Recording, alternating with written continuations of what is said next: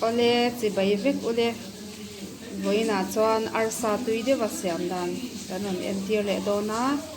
hei hi arsa kg khat ani a hei hi dhania pata hi chuan hei hi tomato pumni ani a chuan hei hi purun var le so thing len som chuan hei hi purun sen chuan masala a hian meat masala kan hmang dawn ani ona kan lo kang tanang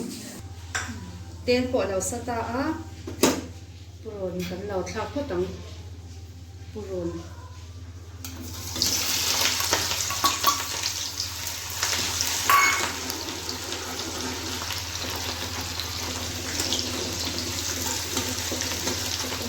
kan tổng đều hết cả ngã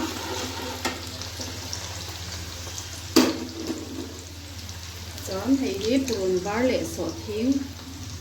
nào thắc lệ ăn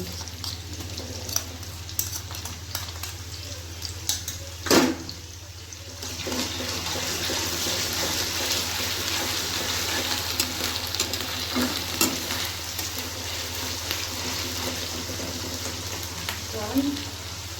mình rõ ai em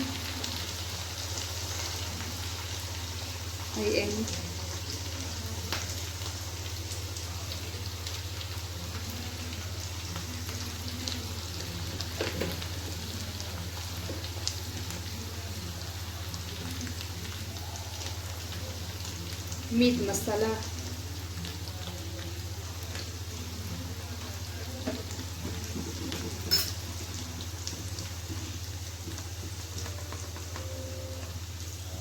chili powder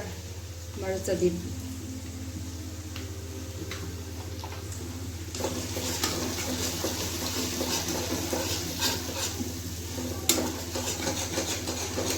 tomato kan lau sha kang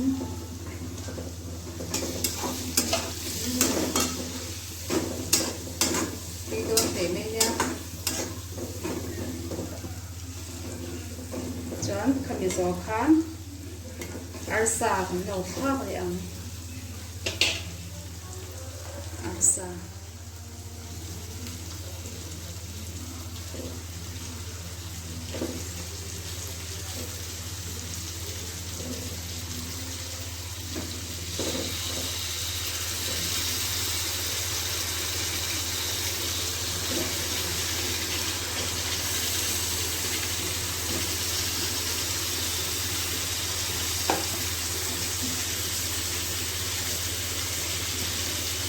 chi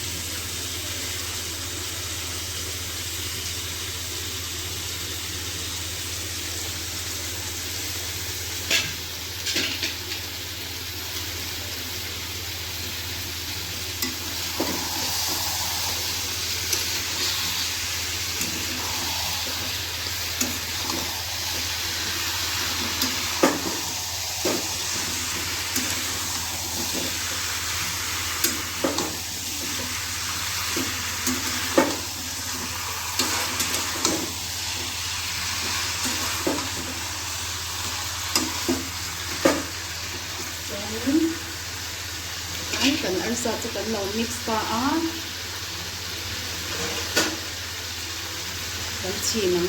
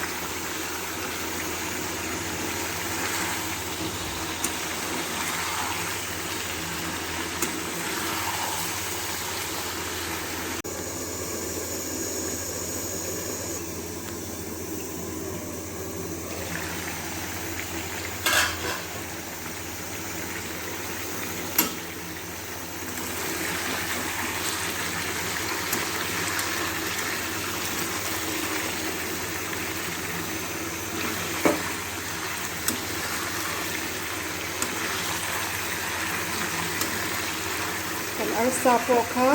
ama tui kha alo tang chan ta a tui don nia kho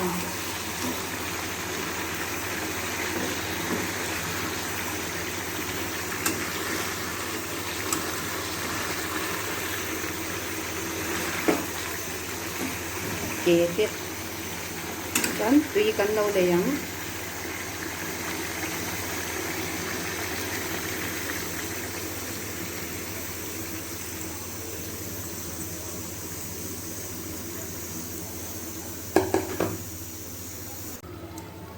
nem kan arsa kan kha kan lo em le to ang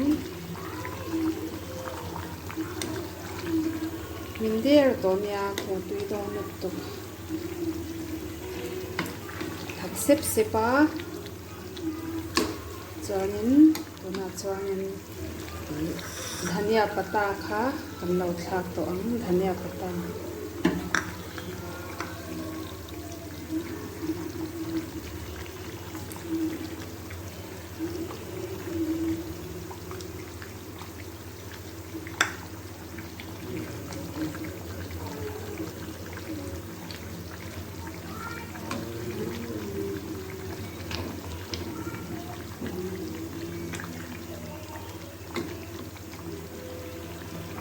ri lo te kan ur lianga mi thi me chon to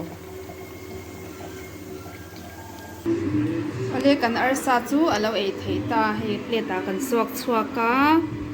tui don te me nia kho tui te kho purun sen kan tel tam na chan chu atui te hi ati tak bi ka chan tui don tok lo siam ve don nia chuan ka channel te min lo view saka min lo subscribe zel turin karon nge na cheu hello me